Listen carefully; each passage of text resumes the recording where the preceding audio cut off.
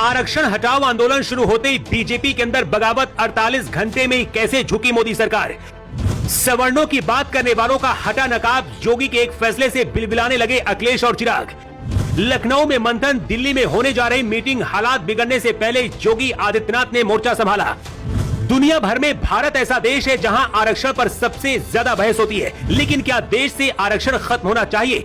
2 दिन के अंदर आखिर ऐसा क्या हुआ कि मोदी सरकार ने अचानक से पाला पलट लिया और एक मीटिंग लखनऊ में और दूसरी मीटिंग दिल्ली में चल रही है। बिगड़ते हालातों के बीच अब योगी आदित्यनाथ ने मोर्चा संभाला है। आरक्षण को लेकर डॉक्टर BR अम्बेडकर के पोते और बहुजन अघाड़ी के नेता प्रकाश अम्बेडकर ने 5 साल पहले कहा था कि अब राजनीतिक आरक्षण देश में खत्म होना चाहिए, क्योंकि देश भर में राजनीतिक समानता हो चुकी है। अम्बेडकर को मानने वाले लोग उनके पोते की इस बात को हमेशा दरकिनार करते हैं।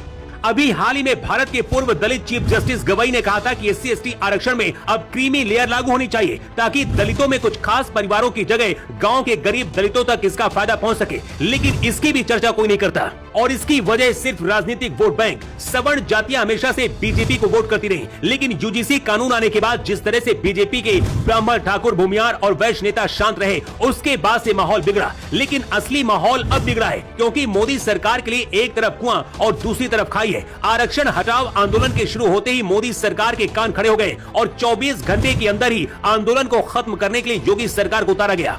योगी ने जिम्मेदारी डिप्टी CM ब्रजेश पाठक को दी और उसके बाद रिजर्वेशन आंदोलन का चेहरा रहे हर्ष दुबे के साथ ब्रजेश पाठक ने प्रेस कॉन्फ्रेंस की और केंद्रीय मंत्रियों के सामने मीटिंग कराने का वादा किया। लेकिन इसके बाद तो राजनीतिक तूफान खड़ा हो गया और सबसे बड़ा तूफान बीजेपी के घर में ही खड़ा हो गया। खुद को मोदी का हनुमान कहने वाले चिराग पासवान ने कहा है कि आरक्षण हमारा संवैधानिक अधिकार है। अखिलेश यादव ने कहा कि बीजेपी आरक्षण हटाने जा रही है। मायावती ने बयान दिया है कि आरक्षण पर बात नहीं होनी चाहिए। जंतर मंतर की तस्वीरें हैं जहां रिजर्वेशन हटाओ आंदोलन हुआ, तस्वीरें भी जहां से आई थी पुलिस लाठीचार्ज और कार्रवाई की। अब विपक्ष छोड़िए, बीजेपी के अंदर ही बगावत होती दिख रही है। लेकिन सबसे हैरानी की बात यह है कि आरक्षण के मुद्दे पर बाकी दल अपनी आवाज उठाते हैं, लेकिन बीजेपी के अंदर बैठे सवर्ण सांसद विधायक सिर्फ मलाई खाते हैं।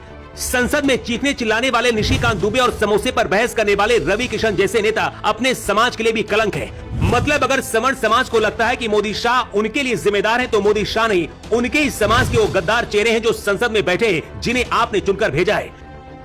जिन लोगों को आरक्षण का सुख मिलता है वो समर्थन करते हैं, लेकिन आरक्षण से कोई भी देश आगे नहीं बढ़ सकता। अगर सरकार को मदद ही करनी है तो देश में फ्री एजुकेशन सिस्टम करना चाहिए। अगर आरक्षण देना ही है तो उन दलित परिवार और OBC परिवारों को देना चाहिए जो गांव में है और कभी आरक्षण उन तक नहीं पहुंचा।